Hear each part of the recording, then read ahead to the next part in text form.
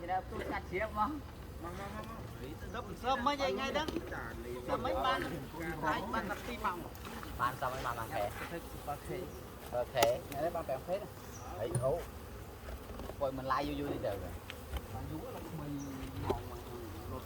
tôi sợ vậy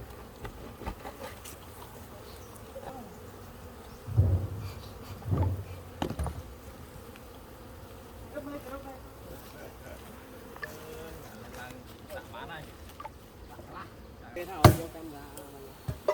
mấy vô camera đấy đấy cũng vừa thao đẹp này anh hai đẹp con nhóm này ra phải